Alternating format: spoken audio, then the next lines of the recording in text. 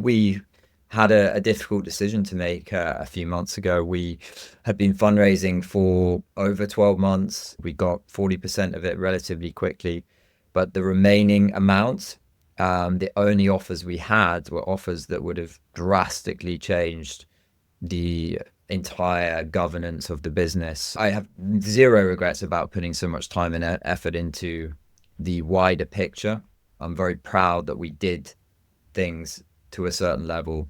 We stuck to high standards. However, the food industry doesn't reward that at the moment. We don't incentivize the right kind of practices. That was probably one of our biggest challenges was just the unit economics of it all. Hello and welcome to Planet Critical, the podcast for a world in crisis. My name is Rachel Donald. I'm a climate corruption journalist and your host. Every week I interview experts who are battling to save our planet. My guests are scientists, politicians, academics, journalists, and activists. They explain the complexities of the energy, economic, political, and cultural crises we face today, revealing what's really going on and what they think needs to be done. These are the stories of the big picture. Go to planetcritical.com to learn more and subscribe. My guest this week is Brad Vanstone. Brad is the co-founder of Willicroft, a plant-based cheese company launched in the Netherlands that reimagined his grandparents' legacy as dairy farmers after the Second World War. Brad joined me today to tell the story of Willicroft, the origin, how it came about, his own radicalization, and why this year he has taken the very difficult decision to shut the company down, because the only money that was on offer in their fundraising cycle was money that they thought would change the company's values. This is such an inspiring story in a world in which we are told that companies absolutely have to maximize shareholder value, or ethics has to come second to profit maximization, or that doing the right thing is impossible. Brad and his team showed that at every step of the way, doing the right thing absolutely is possible, and will gain you such credit and ethos amongst your shareholders and your investors that they will support your decision to decline investment if it's coming from the wrong place. This is Brad's second time on the show. He was actually one of the very first episodes when this podcast was something slightly different. We've known each other for over a decade now. We first met when we were both working for student-led tabloid, believe it or not, fresh out of university, and have stayed in touch as our paths took very different directions, but ultimately followed the same learning journey. I was really grateful that he accepted this invitation to come and discuss in detail what happened with Willicroft, what they could have done better, the market forces that were acting upon them, and the role that he imagines companies could genuinely play in reimagining the world. And what he did with Willicroft is emblematic of it. You will hear examples all through the episode of how Brad and his team took a systems approach to the role that their company played in communities, in food systems, and even in politics. They spearheaded multiple environmental campaigns in the EU. They planted the seeds for plant-based farming in the Netherlands. They lobbied against Orwellian legislation, which would have decimated the plant-based industry's reach. And above all, they managed to keep hold of their core ethics from day one right through to the end. This is a story of how ethics and community can take us exactly where we need to go. And if more people get on board with this vision and believe that behaving as such is possible in this world exactly as it is today, we have a chance of building a better future for everyone. I hope you all enjoy the episode. If you do, please share it far and wide. And if you're loving the show, become a patron on Patreon or support Planet Critical with a paid subscription at planetcritical.com. By signing up, you'll get the Planet Critical newsletter inspired by each episode delivered straight to your inbox every week. You'll also have access to the wonderful Planet Critical community, who are full of inspiring thoughts, ideas, critiques, and determination. The links are in the description box below. I'm so grateful to everyone who chooses to support the project. I'm a vehement believer in ad-free and open access content, so Planet Critical wouldn't exist without the direct support of the amazing community. Thank you so much to all of you who believe in Planet Critical and keep the project going every week. Brad, welcome to the show. It's great to have you back almost 200 episodes later. It's a real pleasure to be here again. So, unlike your first episode, in which I didn't really know what I was doing, although we had a wonderful conversation anyway, there is now a first question that everybody gets, and I'm really excited to see how you answer this. Why is the world in crisis? Obviously, it's a multitude of reasons, I think, but I think it burns or comes down to our inability to really think long term. I think we have just got this chronic short-termism embedded across all aspects of our lives. I think we have really lost touch with nature and what really sustains us. And I think we have just become very individualistic and forgotten what it is to be human and to be a social, interconnected species that kind of lives in harmony with everything around it. I think we could talk for the full hour on this topic, but I think those are three things that immediately jump out at me. Now, you've come on to tell a really fascinating story, and I don't want to jump ahead. So let's go back. And in actually the plan for this episode, we discussed going back to the origin of Willicroft.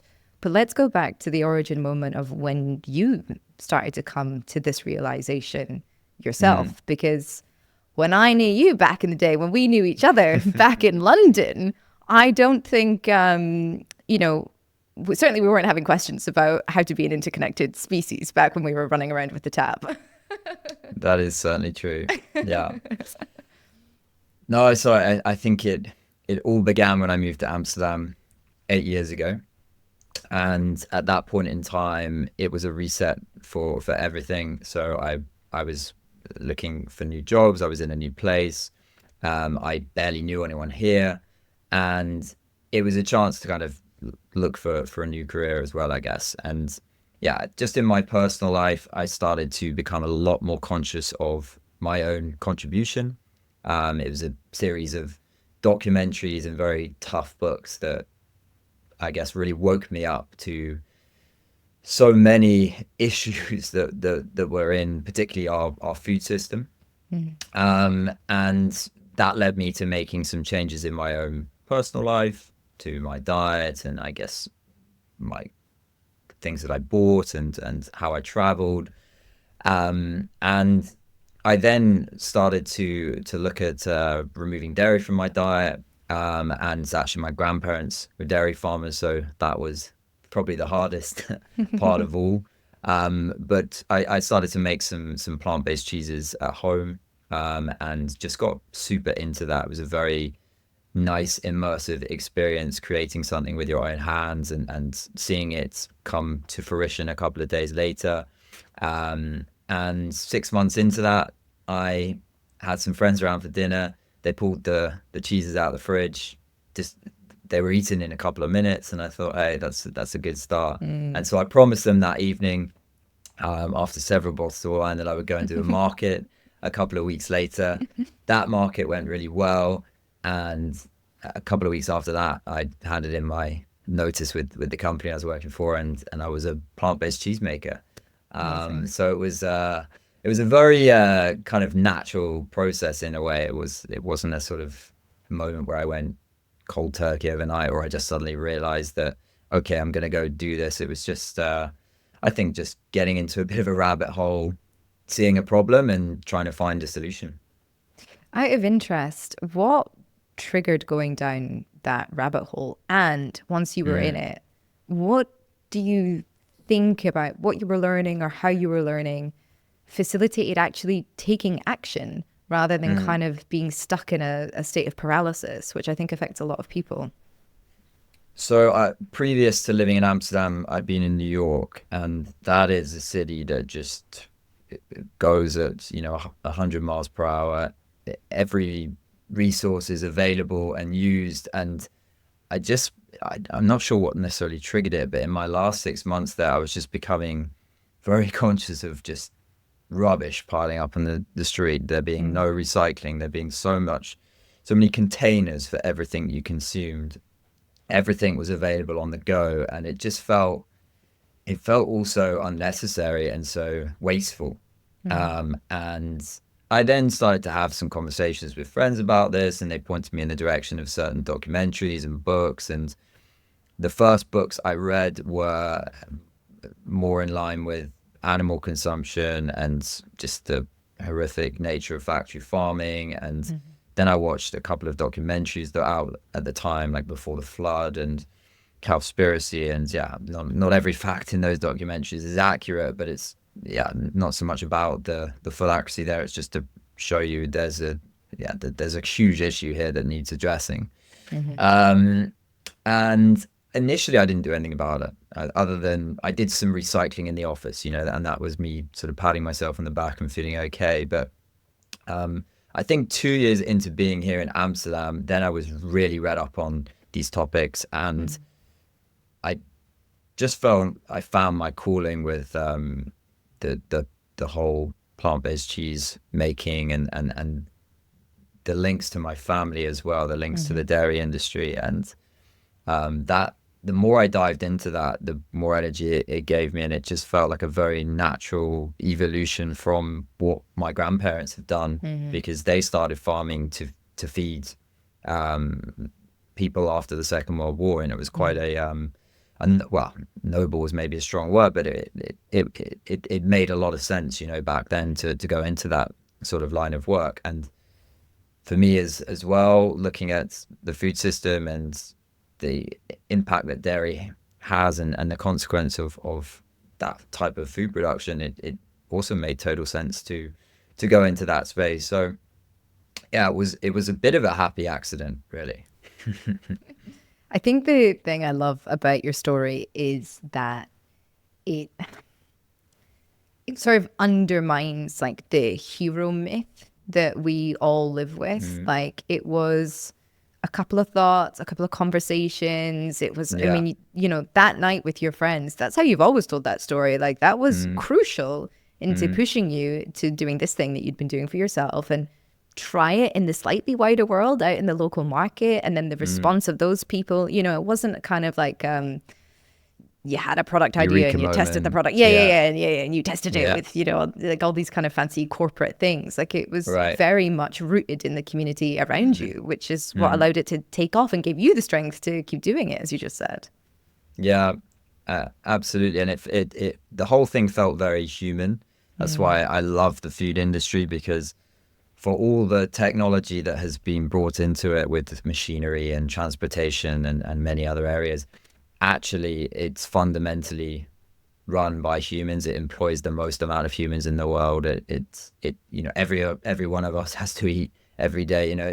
It's something that is so formative to our day-to-day lives. And you can talk to any human in the world about food. We've all got our opinions and cravings and things that we hate and stuff. So I love it from that perspective. And always will. So you handed in your notice at the company that you're working for, and decided to launch this plant-based cheese business. Now, if I remember correctly, that meant going to the market every week for the first wee while. Tell us about that. So the markets, I think, are one of the best places to launch this type of business, because you're just getting so much feedback. You're speaking to 100 people in a day. You're also learning how to pitch what you're doing. You're learning so many different things. It is, of course, quite a draining process, because you're really putting yourself out there. You're having all these tiny conversations. You don't necessarily know where they're going to lead, and you're selling plant-based cheese in a nation of absolute cheese lovers. So everyone's your consumer, because everyone kind of knows what it is. It's replacing something they love.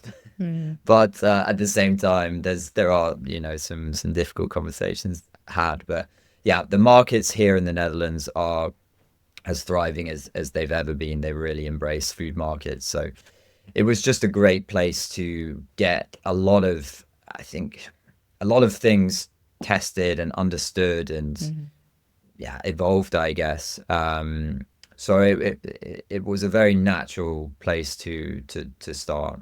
Part of me thinks still, what if I just kept it a small artisanal business selling in the markets? But at the same time, my desire to go into this was to try and address some of the deeper issues in the food industry. So whilst it might have been good for my stress levels and things. I'm glad I took the path I did.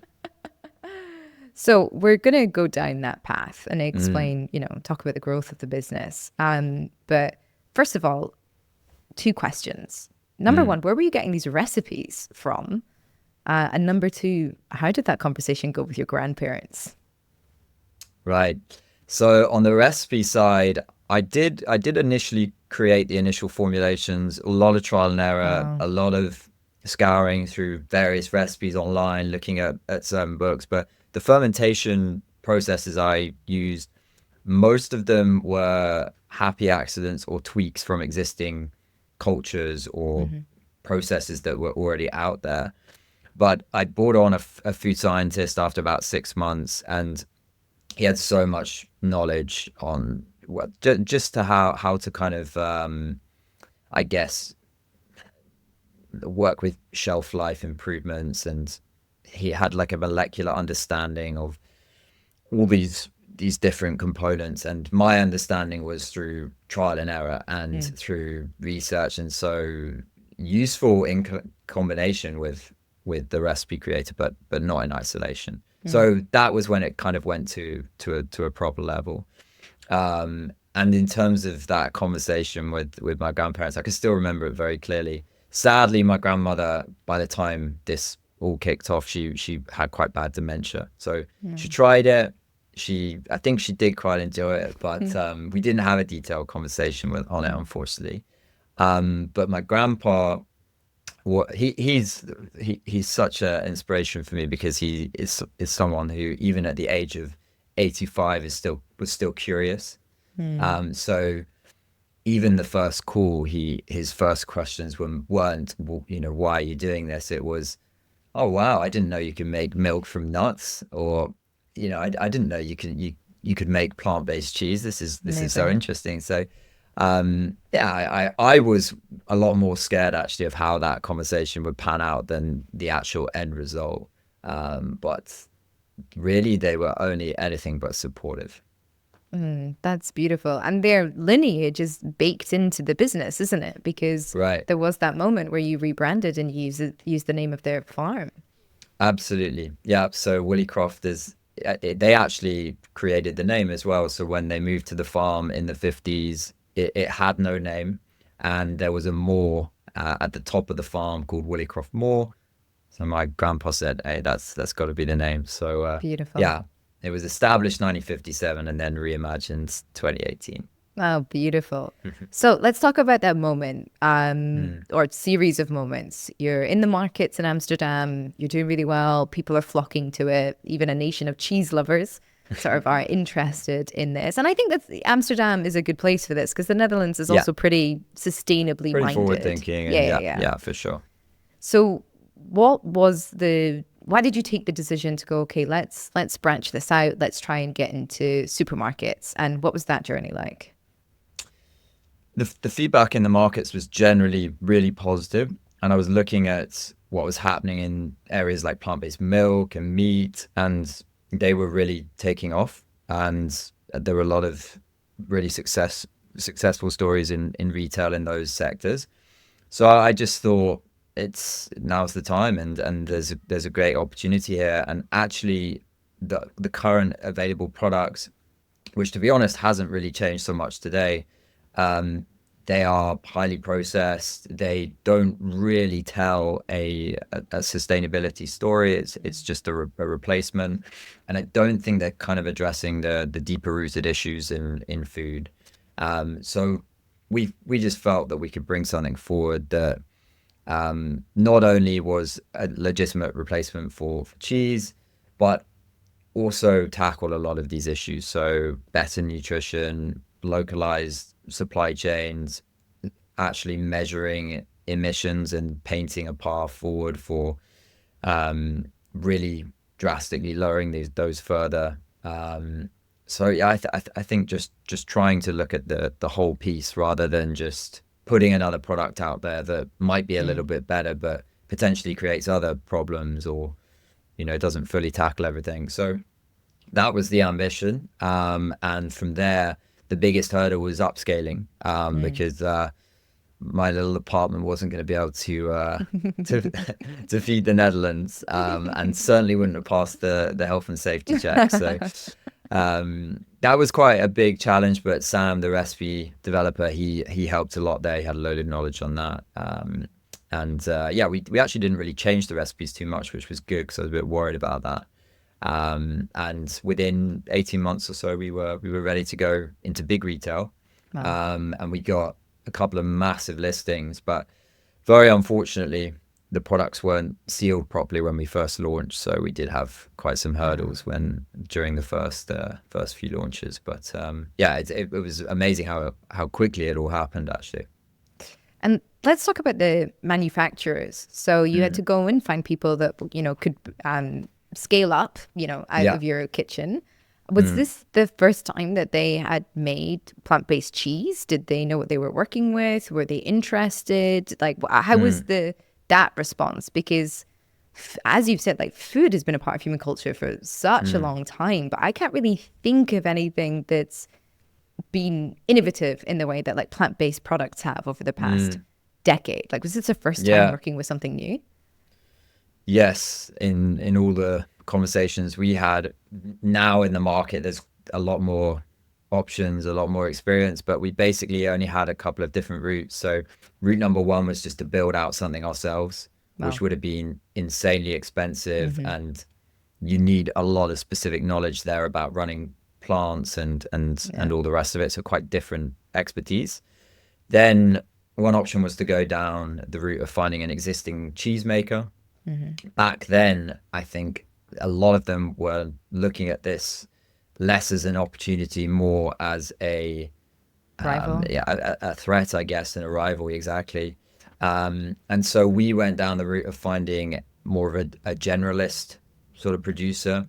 They produced a number of different types of products like soups, and they produced some baby food and a load of salads and stuff. And actually, the machinery we needed was quite similar to what you use to make dairy cheese.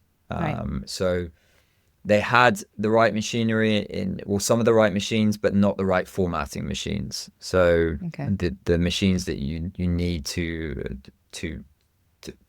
homogenize milk and to format certain products, they had, but there's so much cost saving mechanisms in terms of how cheese is formatted. So grating, cubing, slicing. This is when you get into like the big food world where it's insane volume and scale that's required in order to use these kind of machines. So it was quite a process. I mean, the first recipes we got from this factory, they were god awful. I mean, inedible. A sloppy mess is the best way I can describe it. I just thought there is no way we are going to be able to ever get something out of this place. But to be fair, we got the products into a really good spot relatively quickly. But yeah, this was a hell of a process because I had zero knowledge on this level. So relied a lot on our colleagues, but also the factory stepped up as well. Good for them. I mean, it's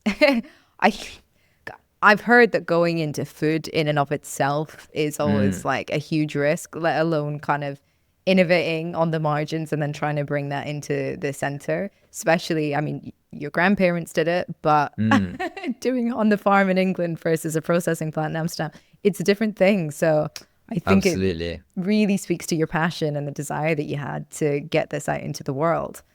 So you figured that out. You had, a semi-successful launch, at least in name, getting these big supermarkets on board.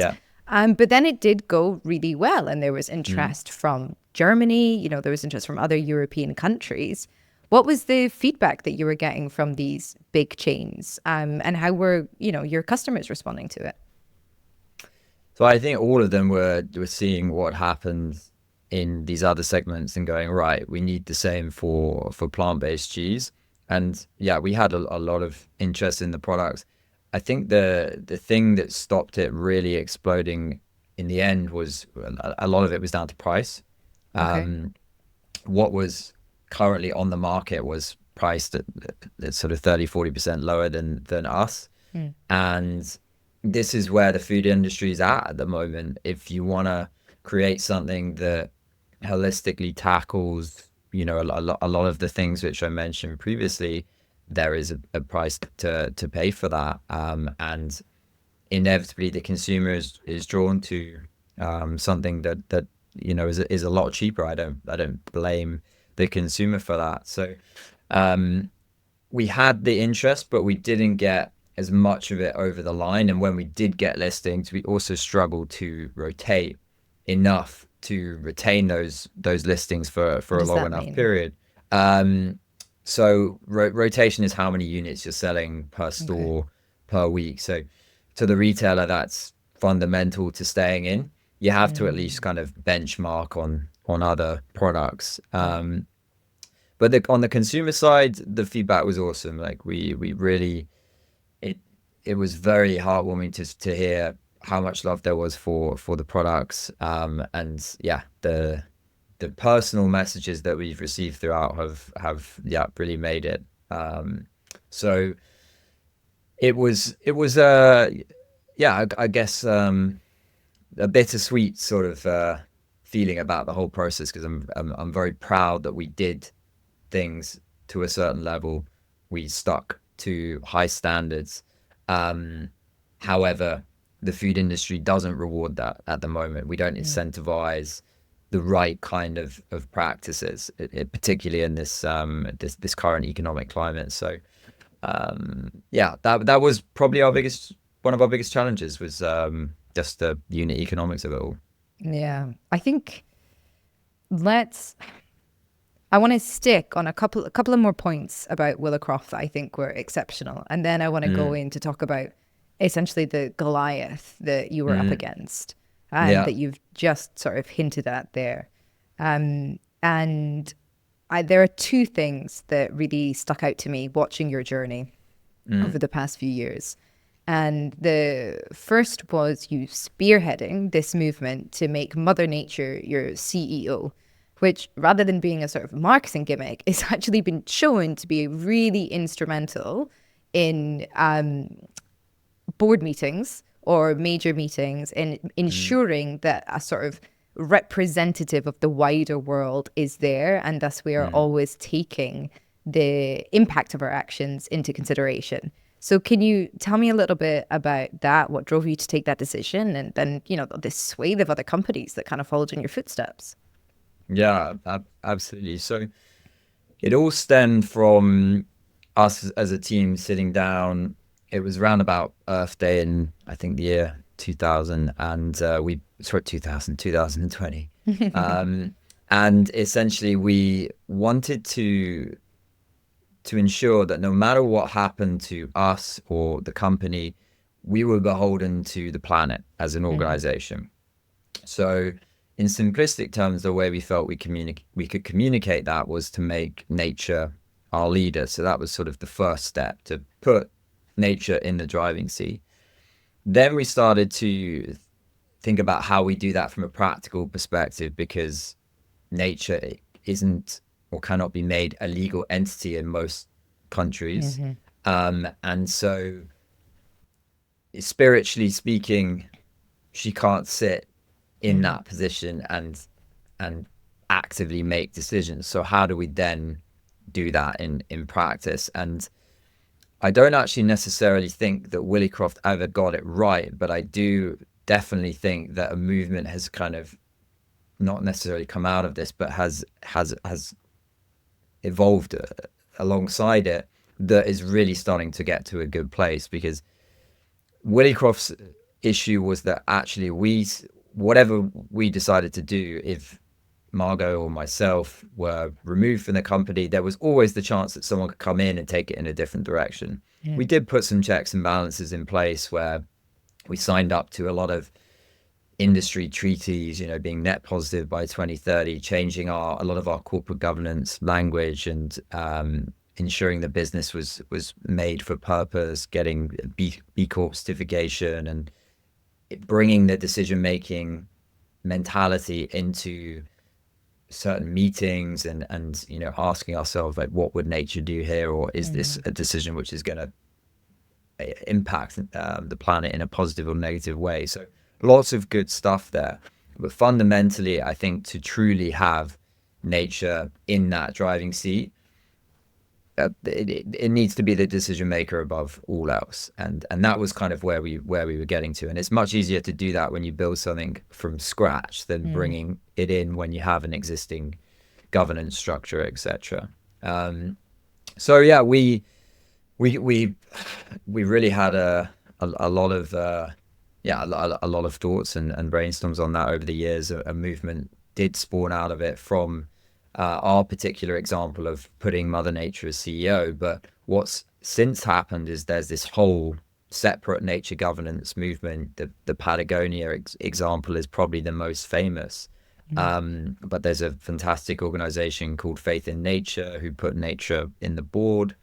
And there's this just feels like a very exciting space, I must say, that's really evolving. And what was so nice about when we made the announcement is it really spoke to many other businesses. I think it's a very sort of simplistic thing, making Mother Nature your leader, and it says in very few words so much about what you stand for as a group and as a company.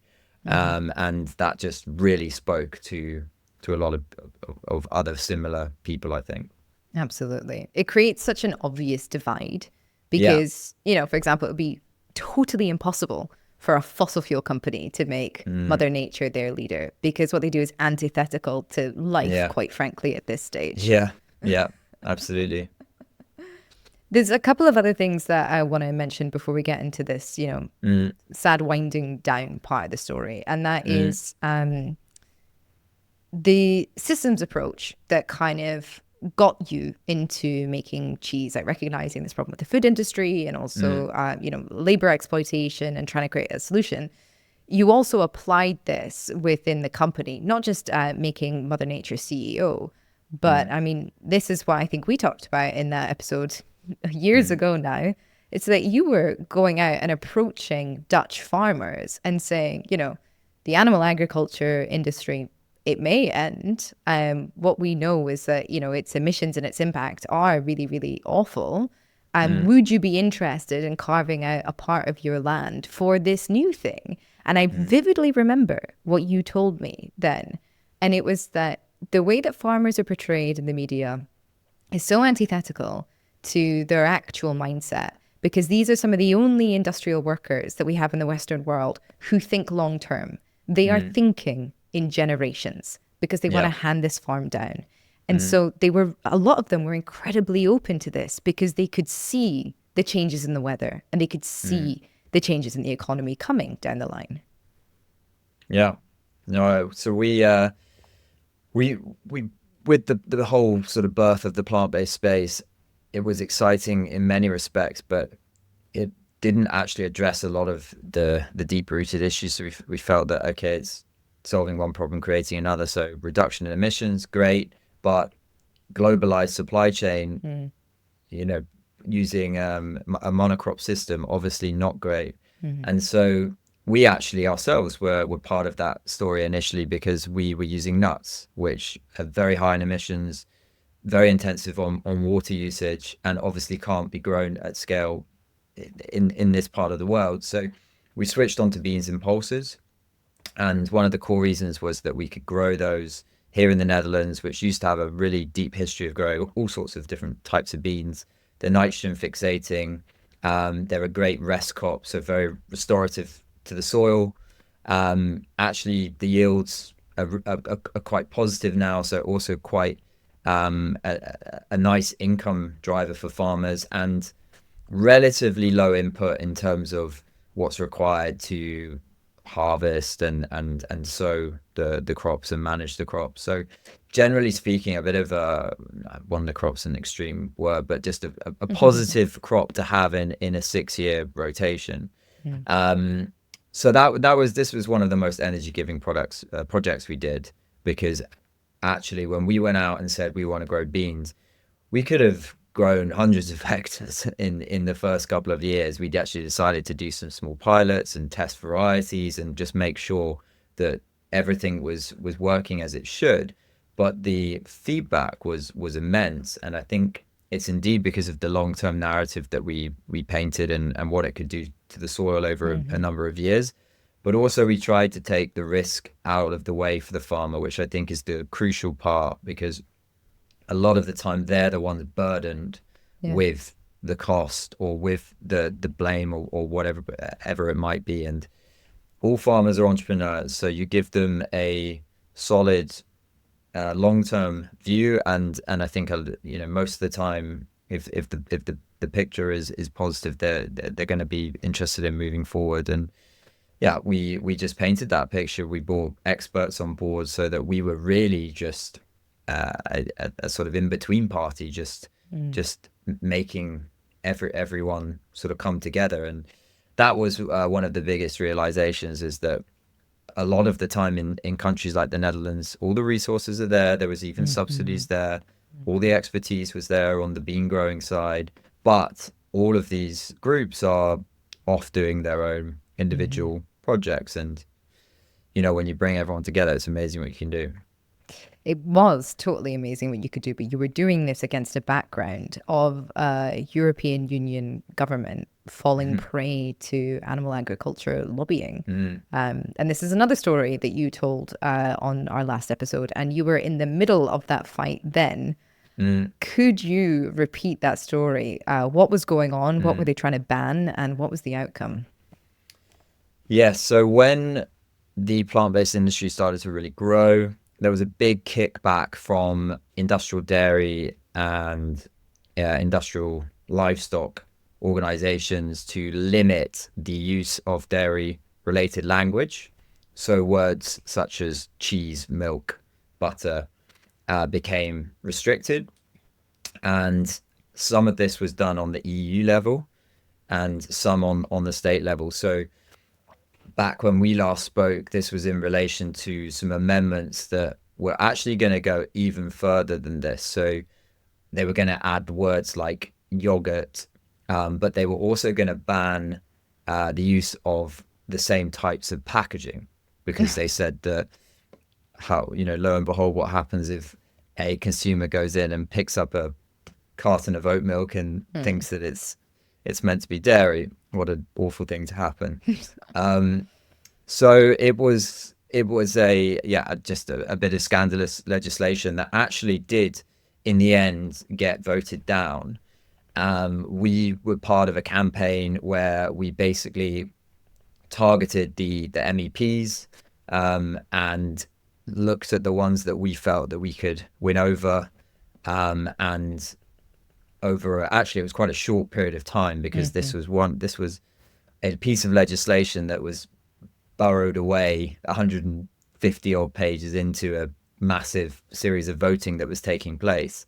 So I want to remember the exact time. It was between 2 to 4 weeks to basically do this. And yeah, we were given X amount of MEPs and stuff to convince, but it did get voted down. So that was fantastic. But since then, a lot of states have taken action. So just in the UK last week, Oatly lost a case to use the word milk in relation to their tagline, post-milk generation. I mean, if you can't understand, what that is describing, then Lord help you, I guess. But there's also been some pretty strict stuff in Italy and France, which at certain moments have banned the use of words like bacon and other types of meat. So it's ever evolving, it's just big in industrial sort of farming kicking back. So very, very scary, that sort of stuff. Because if language can't evolve, then that's going to massively inhibit our ability to communicate as humans. It's always evolved. And the word cheese, there are links to a Slavic word which describes a process of fermenting and souring vegetables.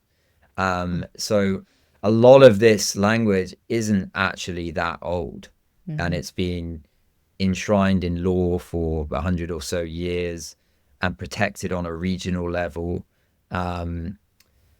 It's really just to to promote the interests of a few rather than to protect the consumer, which is what this language was actually always originally, or all these protections were actually came in place for. And I just don't think you can make that argument for any of these innovations that they're creating.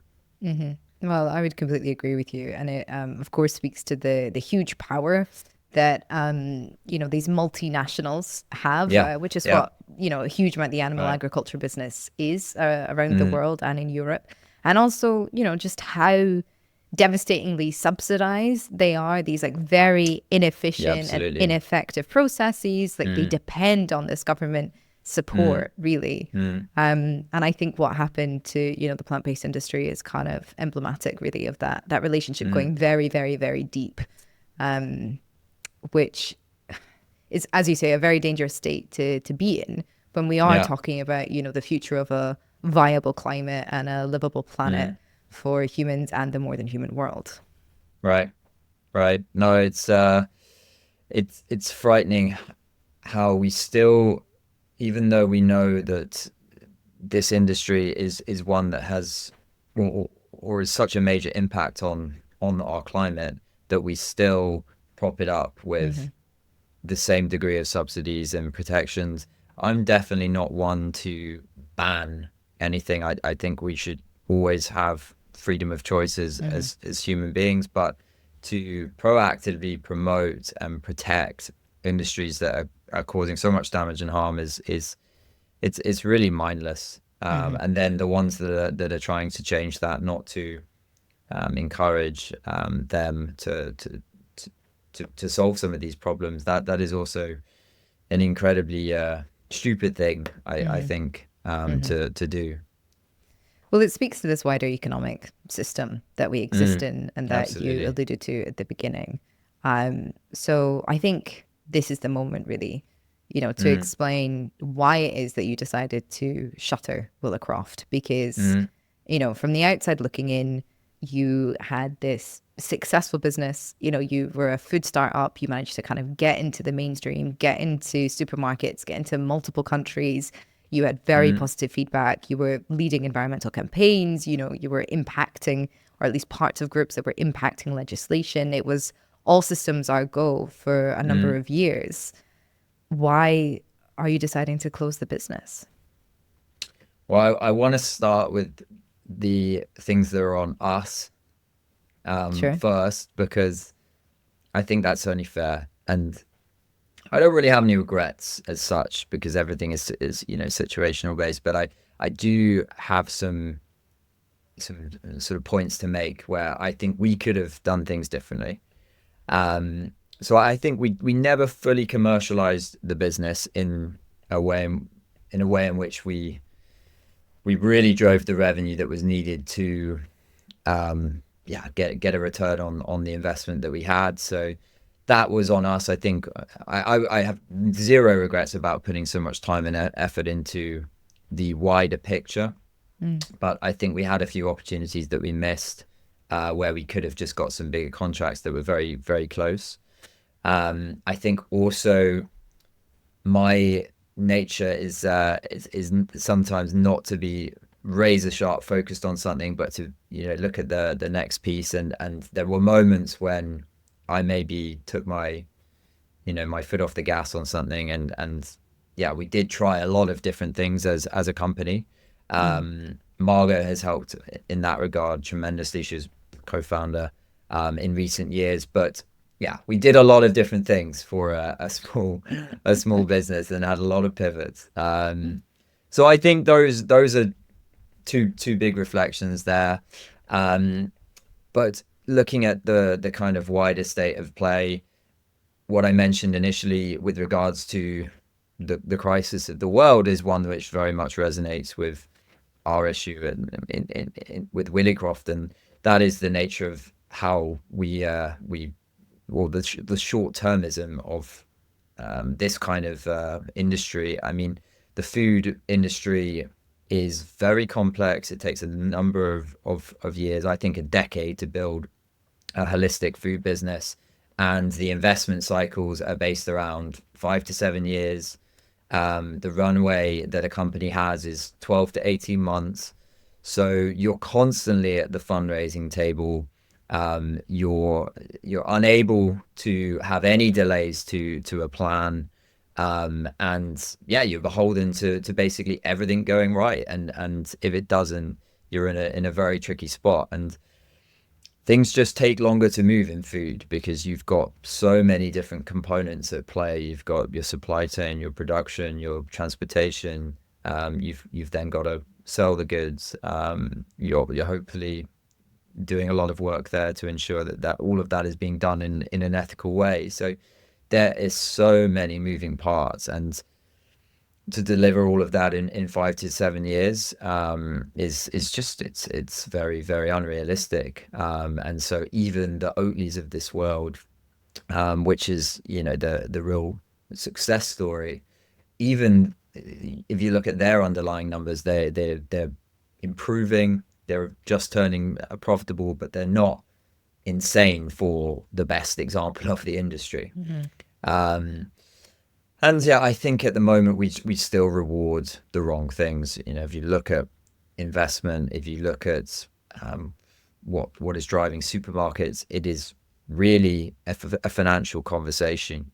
How much does this cost? What is the return I'm going to make? It's not a question of what are the improvements we're making to the local community's lives or the soil on these farms. So we are not placing value in nature or in people, and until that changes within our economic systems, we are going to have more of the same essentially. And I think the biggest waste of this story, and we're part of a much wider story, is just the waste of resources and goodwill that went behind this kind of initial drive 5 years ago. And I think if we also look a little bit inward as a collective plant-based space, I think the messaging also could have been a bit different. It should have been one of reduction and a positive message, as opposed to really pushing people to go vegan overnight and to push that sort of that image of perfection and them against us sort of thing. I mean, I always reference my parents here in the sense that when they're eating meat once less a week, that's something I celebrate, rather than focusing on the other days of the week that they're still eating meat. Every incremental change is one to be celebrated. It's not necessarily the end point, but it's still we're heading in the right direction. And that story wasn't there enough, I don't think, in the space. So yeah, we had a difficult decision to make a few months ago. We had been fundraising for over 12 months. It wasn't a huge amount of money that we were fundraising for. We got 40% of it relatively quickly, but the remaining amount, the only offers we had were offers that would have drastically changed the entire governance of the business. So bringing in preferred shares, bringing in a very different view on the kind of sustainability direction, and really just turning the focus into selling products in essence. And yeah, that's an important part of running any business. Don't get me wrong, but it only works in balance with everything else that we were doing as a company. And I don't believe you should start selling and then come back to that in a few years' time. I think they either work together or in my eyes, they don't work at all. I think what's so interesting about your story is that something you hear a lot, I would say kind of in like mainstream spaces when we're talking about, systems change and the role of corporations or business, it's this old maxim that, companies have to drive shareholder value. And that's the most important thing. And I think what your example shows is that there are other values that you can hold higher. Yeah. So can you just really, I would really want to go into the details of this. Like, how did you explain to your shareholders we're not going to take the money to keep going because it's against our initial core values. And, we believe that was what you invested in. I mean, how did that conversation go down?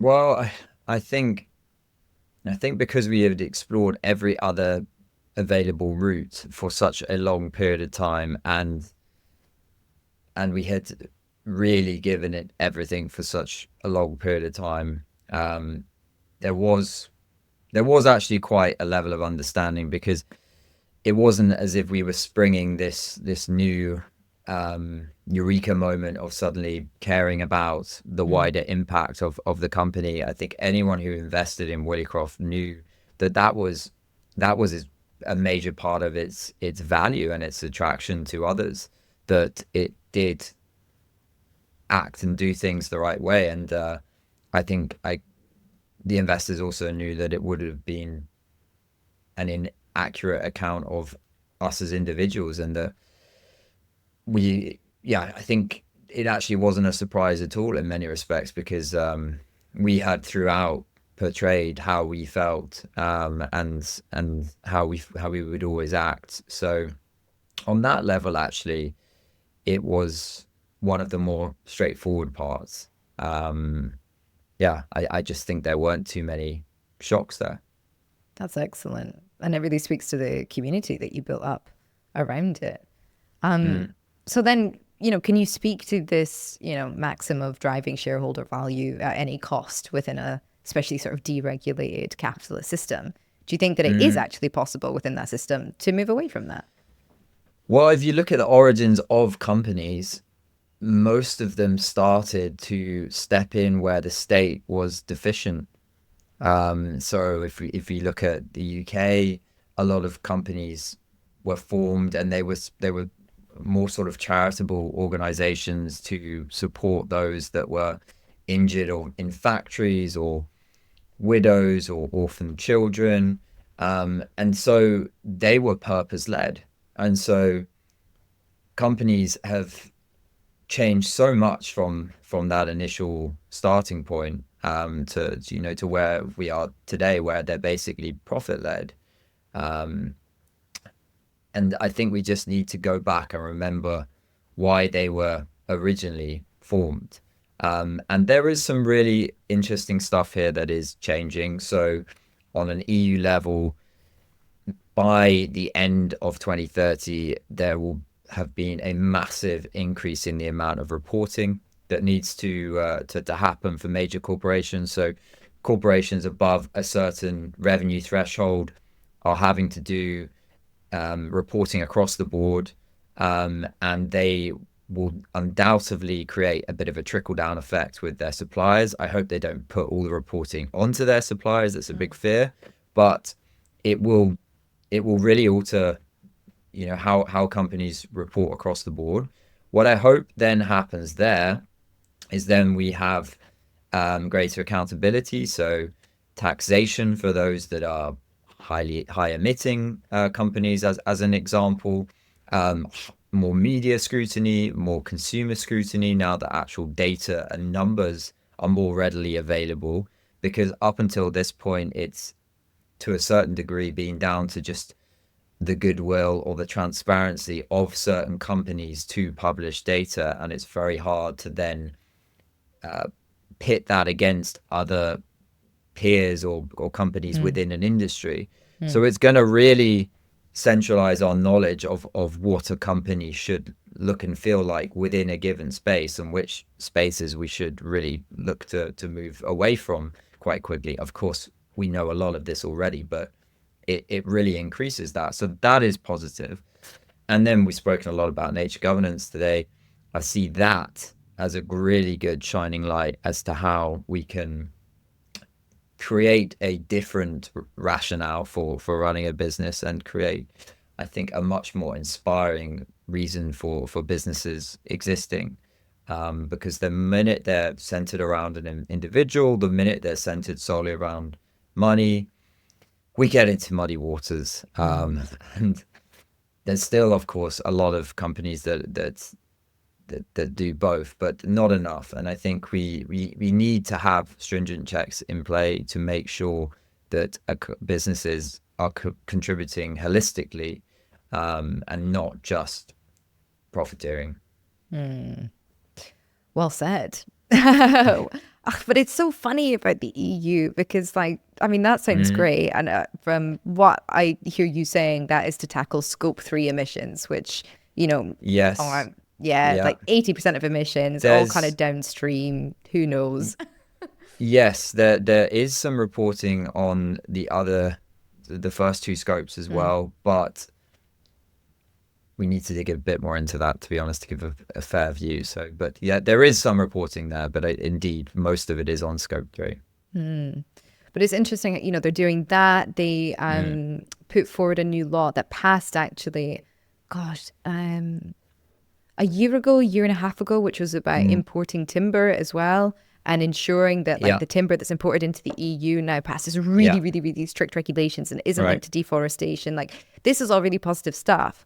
But it's the cognitive dissonance of these bills, certain things happening along the sustainability lines that are really, really helpful. And then when it comes to sort of tackling major industries that have their seat of power here, like animal ag, like fossil fuels, they are sort of being whipped into submission. And it makes it very hard to, for me personally, it makes it very hard to see a future where all these sort of disparate pieces of legislation actually coalesce into a vision for the future, rather than just trying to, sort of bail water out of a sinking ship one bucket at a time.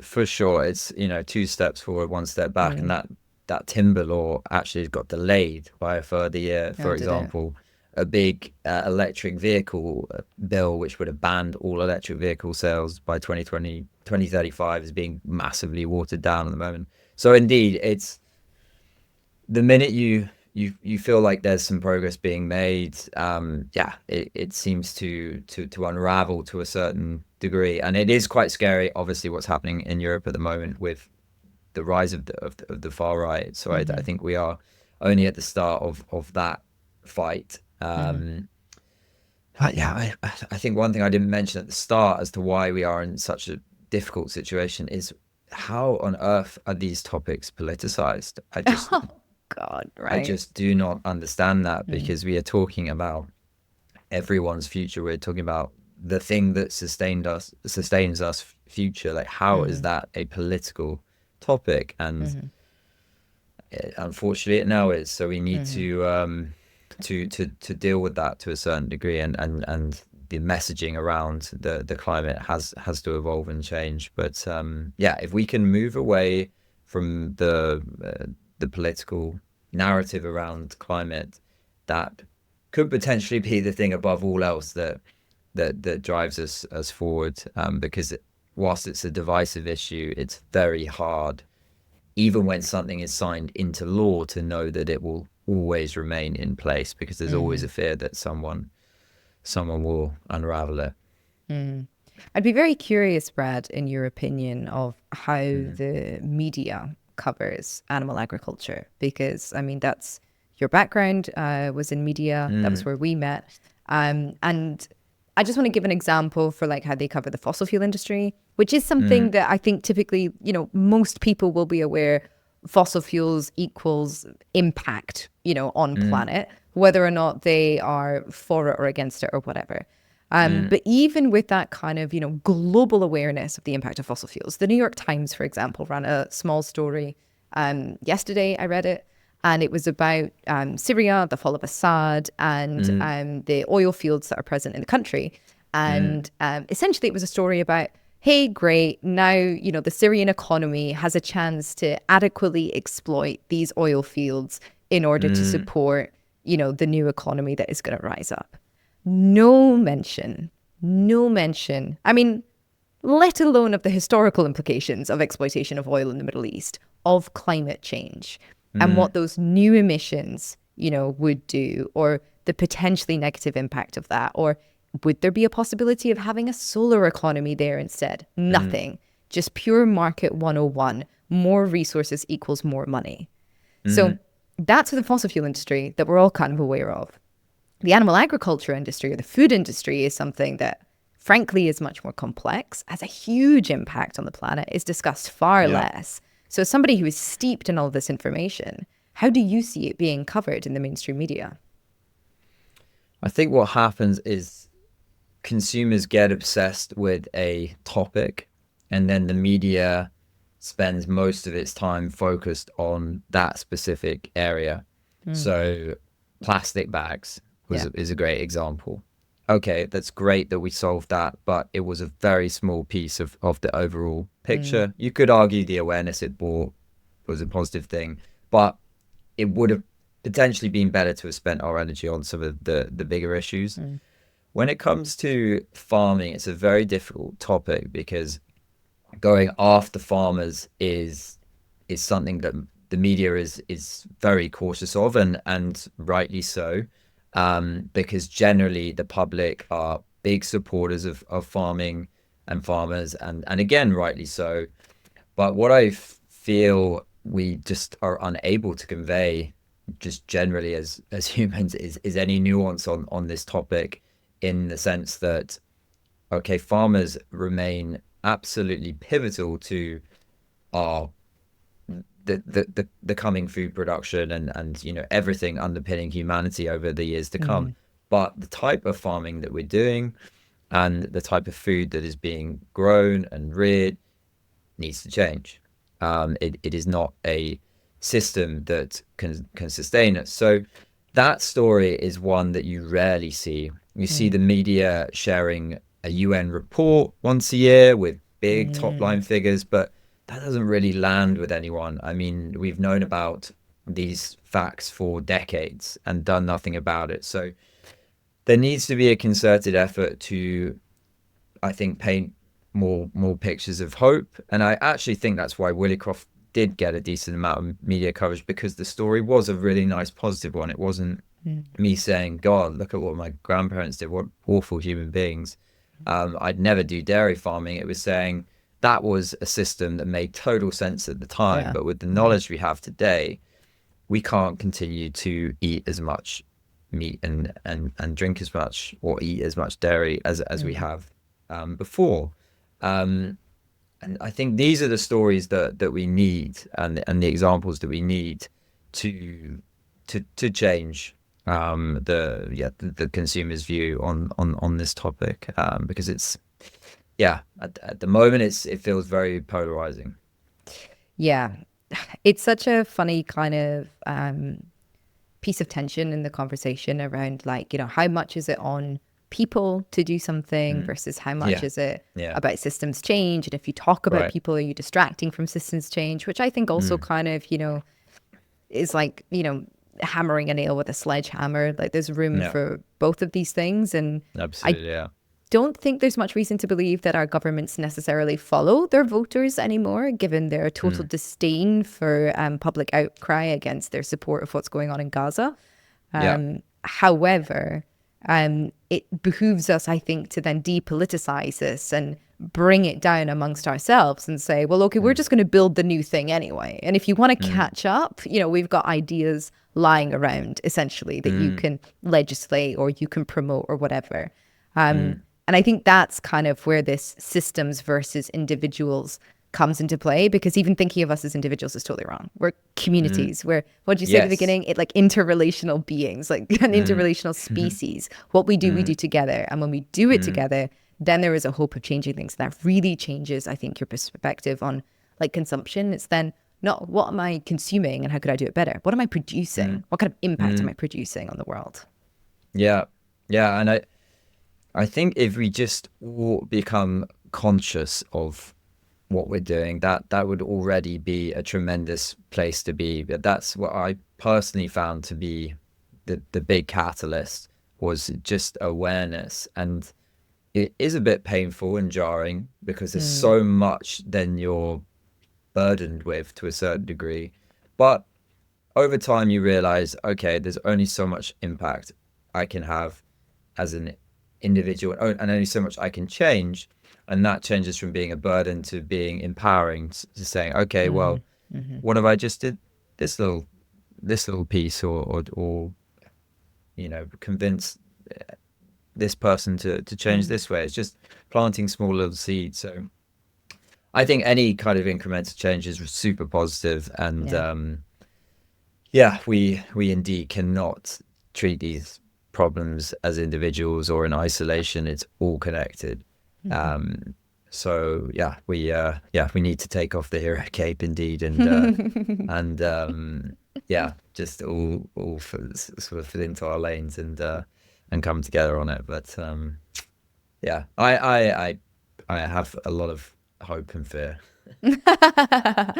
As do I. Brad, Yeah. tell me, what is next for you then? You know, you decided not to take on ethical money. You've shut down this labor of love.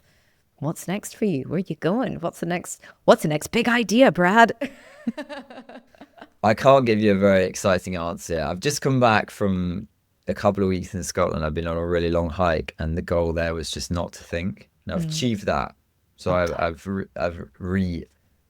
that's not really a word, but I've got my presence back. So that's good. I'm writing a retrospective report on Willicroft, an impact report. I think it's a really nice process just to unpack what we've done, learn from it. Also, I'm putting it into the new frameworks that the UN and EU are following for reporting, which I think is a good exercise. I'm starting to look at a few things, but I'm to be honest, I'm not looking to just dive into something else. It's been 6.5 years. I've given everything to it. I'm not ready just to jump right in. I know what I don't want to do a lot more than what I do. What I'm absolutely going to do from here is spend my time working on impactful projects.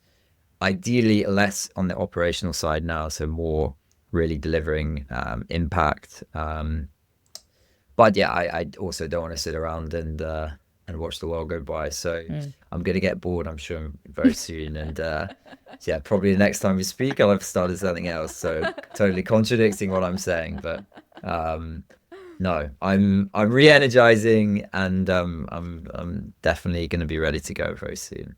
Great. Well, listen, thank you so much for coming on and telling this story. I think stories like these are full of hope in themselves.